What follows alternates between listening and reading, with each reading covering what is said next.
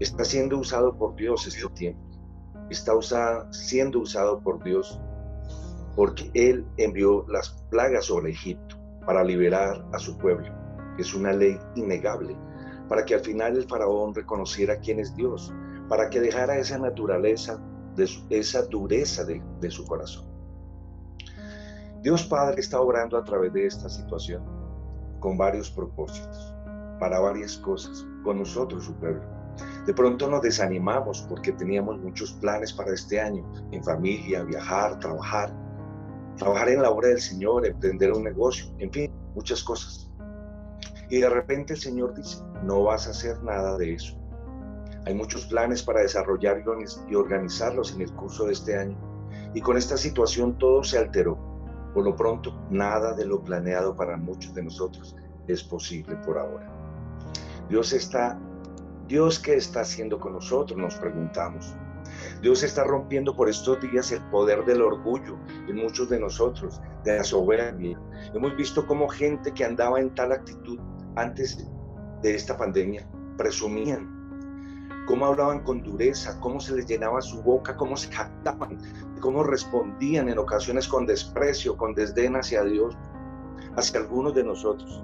Hoy se les ve por ahí cabizbajos, cabeciagachados, con poca esperanza o aterrados, hablando tímidamente, reconociendo en cierto grado la majestad de Dios. Esto ha sido un trato de Dios para golpear el poder de la soberbia de su pueblo, para golpear el poder de la competencia de muchos que decían ser potentados, donde se les llenaba la boca diciendo, yo tengo poder, yo tengo más que usted, yo tengo tanto. Ahora nadie tiene nada, nadie reúne a nadie.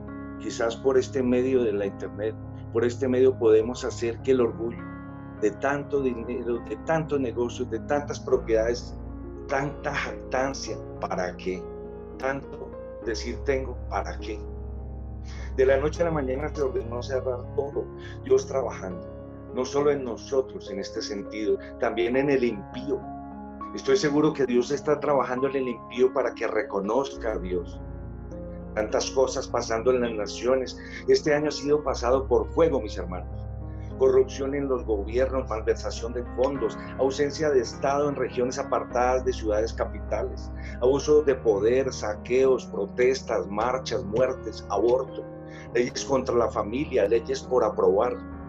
Tanta gente contra Dios y ahora de la noche a la mañana ocurre esto de la pandemia. Nos damos cuenta cómo un montón de gente les ha tocado reconocer a Dios. ¿Qué está haciendo Dios? Es lo que nos preguntamos hoy. El Señor hoy está empujando a todos, no solo a las ovejas, a nosotros, a todos, a restaurar el altar que está caído, a restaurar el altar que está caído. ¿Cuánto tiempo? No sabemos. Debemos creer que es hasta que entendamos.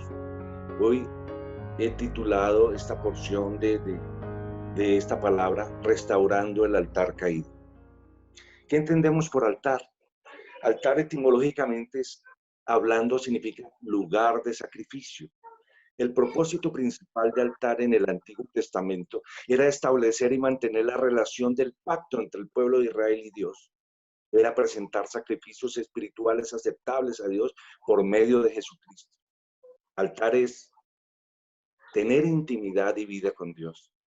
Éxodo 20:24. Altar de tierra harás para mí, y sacrificarás sobre él tus holocaustos y tus ofrendas de paz, tus ovejas y tus vacas. En todo lugar donde yo hiciere que esté la memoria de mi nombre, vendré a ti y te bendeciré.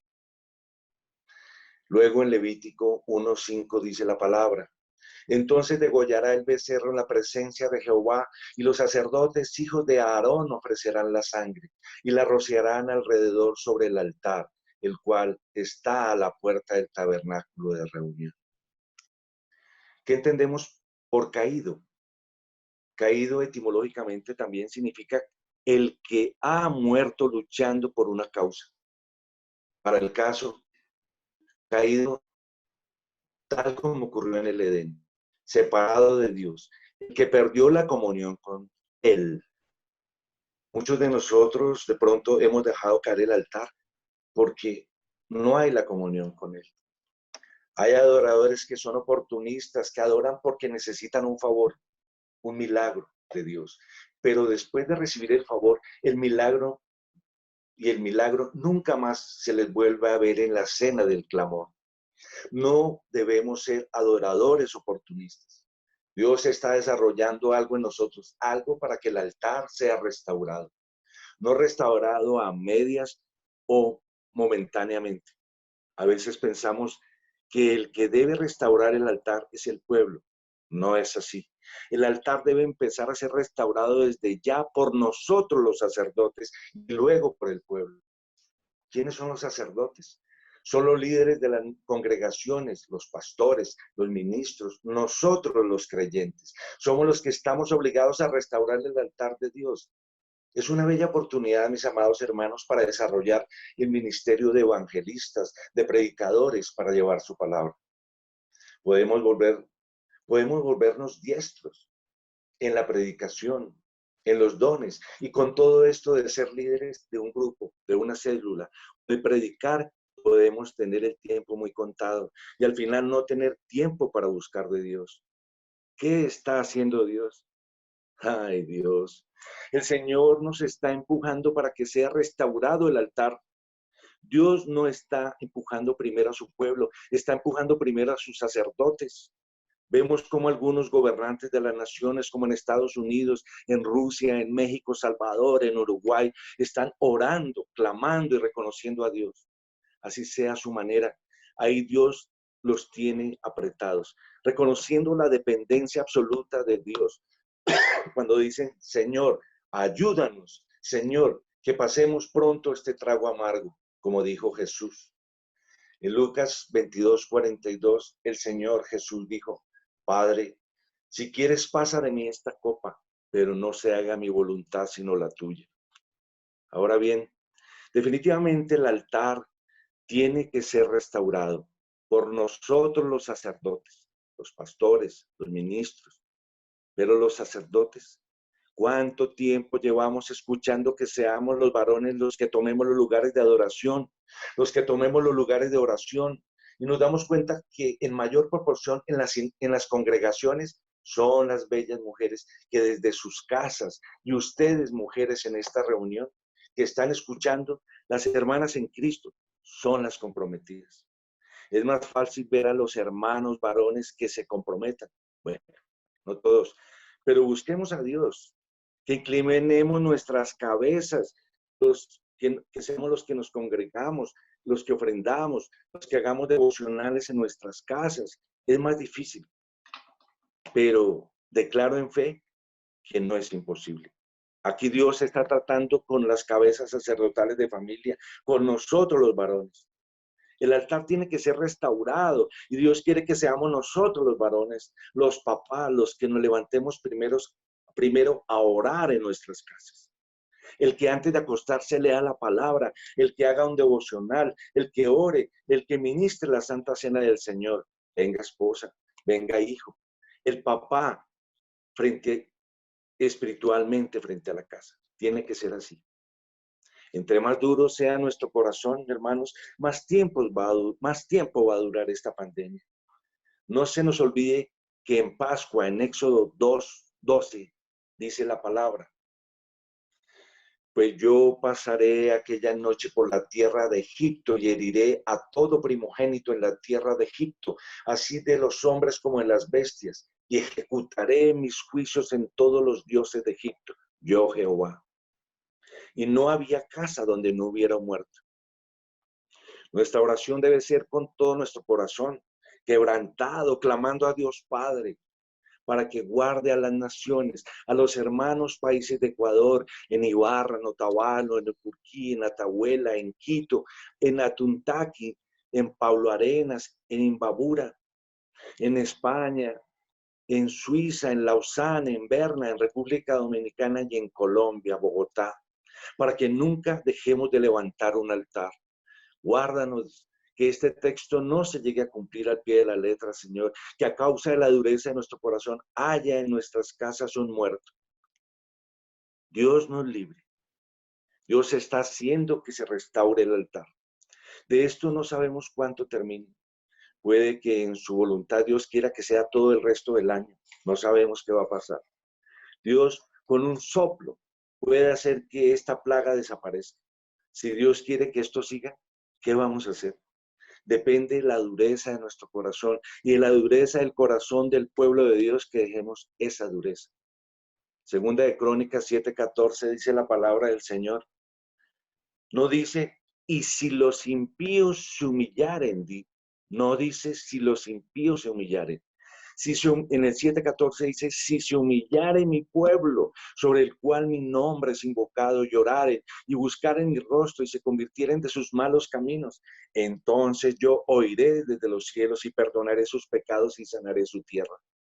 La tierra no está enferma tanto por el pecado de los impíos. La tierra está enferma por los pecados del mismo pueblo de Dios.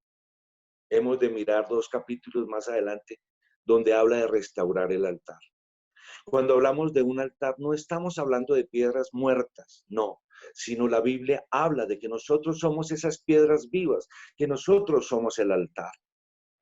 En 1 de Pedro 2:4-5, la palabra del Señor dice,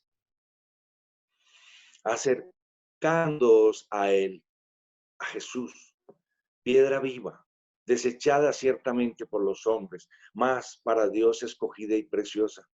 Vosotros también, como piedras vivas, sed edificados como casa espiritual y sacerdocio santo, para ofrecer sacrificios espirituales aceptables a Dios por medio de Jesucristo.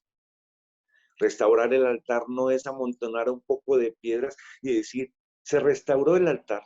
No, estamos hablando de vida, de tiempo y búsqueda del rostro de Dios. Aquí podemos observar por qué razón en el tiempo de Elías el pueblo de Dios era gobernado por Jezabel, que era hija del rey de los Sidonios y sacerdotisa de Astarte o Acera, antes de casarse con Acab, rey de Israel. Jezabel era una ferviente adoradora de Baal. Baal era considerado una antigua divinidad de varios pueblos situados en el Asia Menor. En la mitología y demoniología era el primer rey del infierno, una de las potencias infernales que se citan en los libros de magia. Jezabel era de carácter fuerte y hacía lo que quería de su marido, lo gobernaba, era una mujer oscura. Jezabel es el nombre de la reina de Israel que aparece en los libros de los reyes de la Biblia judía y cristiana. Hizo dar muerte a todos los profetas de Jehová que pudo hacer apresar y se propuso dar muerte al profeta Elías. Promovió el asesinato de un campesino llamado Nabot para conseguir su villa para su marido. Gracias a Dios, para aquel tiempo Dios levantó un profeta, Elías.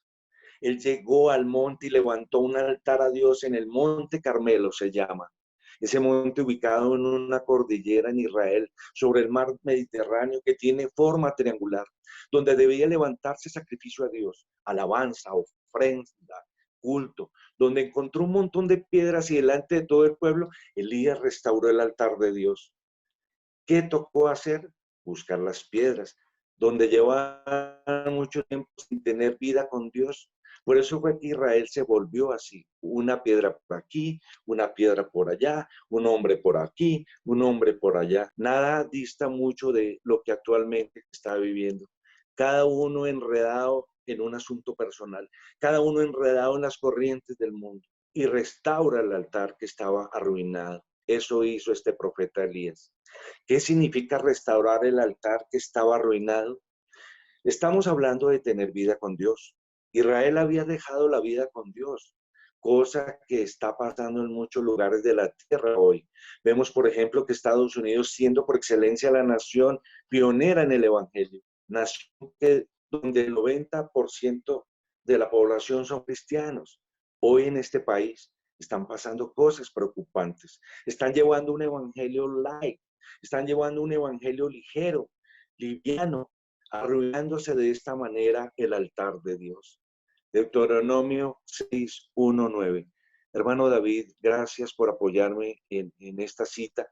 Yo quiero, mis amados hermanos, los que están escuchando la bendita palabra, que nos dispongamos a leerlo 6 Deuteronomio 6, del 1 al 9. Dice la palabra del Señor. 6:1. Estos pues son los mandamientos, estatutos y decretos que Jehová vuestro Dios mandó que os enseñase, para que los pongáis por obra en la tierra a la cual pasáis vosotros para tomarla.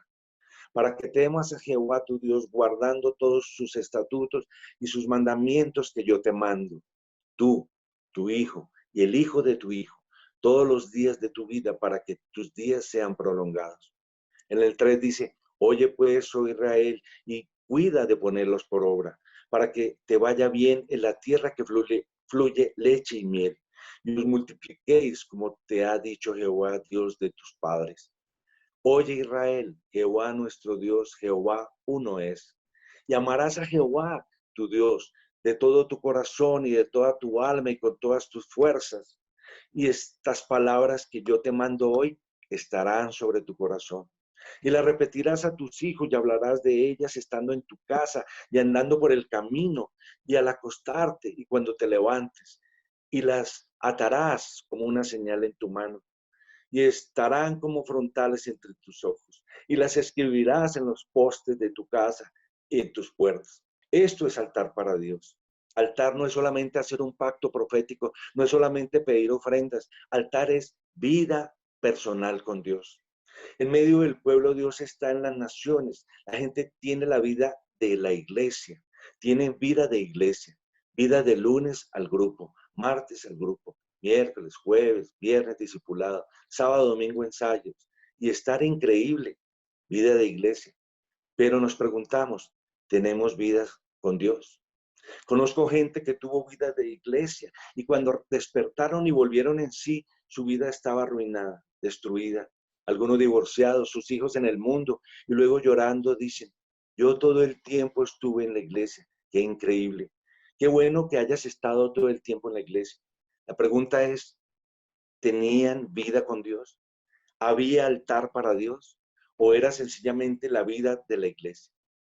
En este capítulo se describe el altar, que está claro que, oye pues, oh Israel, el Señor nuestro Dios, Jehová, uno es. Llamarás a Jehová tu Dios de todo tu corazón y de toda tu alma y con todas tus fuerzas.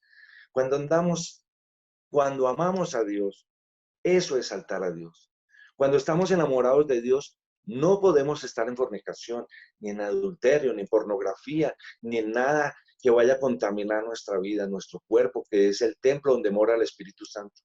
Es imposible cuando estás enamorado de Dios. El amor de Dios no te deja caer, hermano.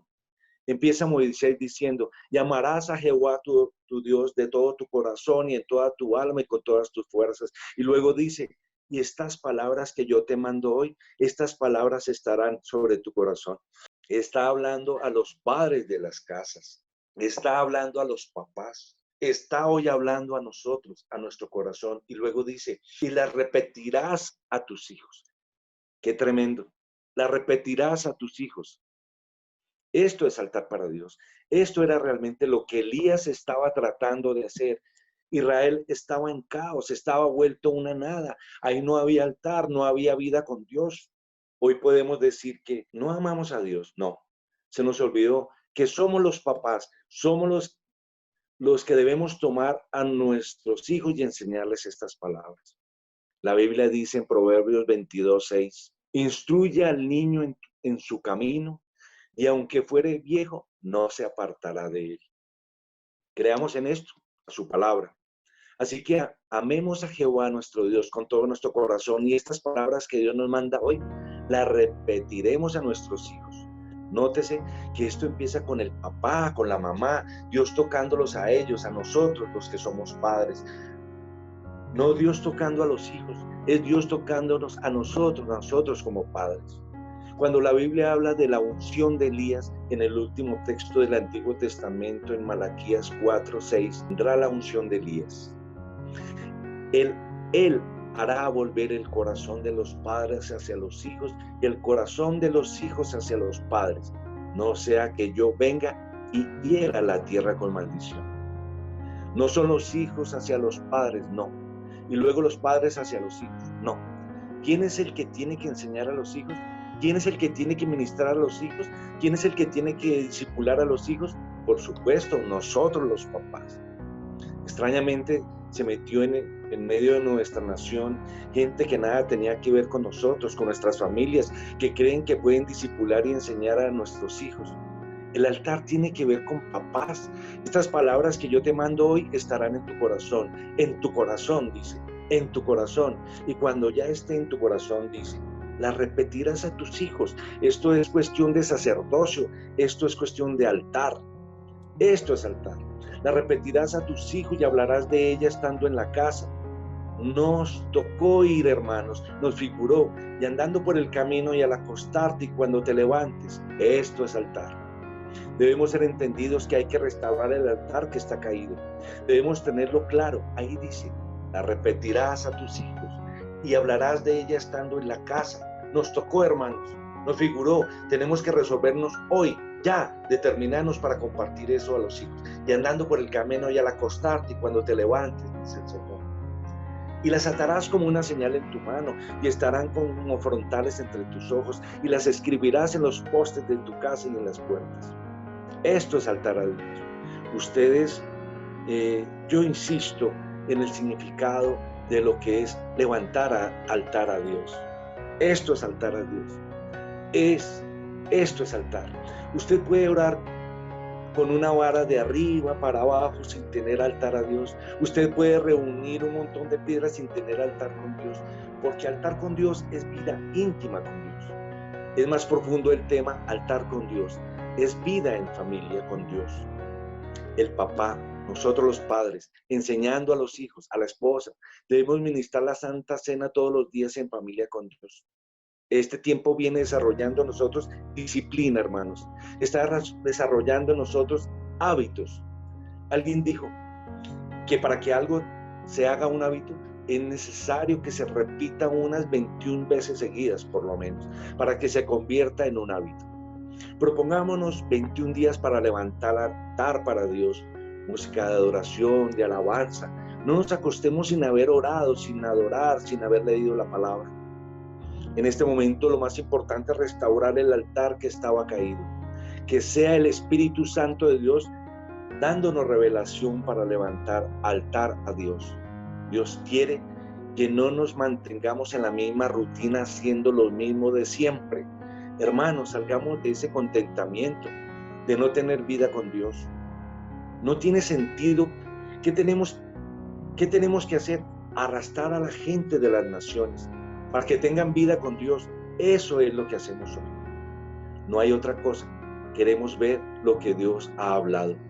¿Cuántos de nosotros reconocemos que tenemos abandonado el altar de Dios? Muchos de nosotros hacemos quizás una oracioncita en la mañana, al momento de bendecir el alimento. Y esto no es un juicio, hermanos. No hay vida con Dios. Dios nos guarde, Dios nos libre que esta pandemia termine durando el resto del año, encerrados. Lo que está ocurriendo es muy serio, mis hermanos. Y el Señor pidiendo a gritos que restauremos el altar. ¿Cuál es el resultado de restaurar el altar? Es muy peligroso, hermanos, colocar una ofrenda en un altar arruinado.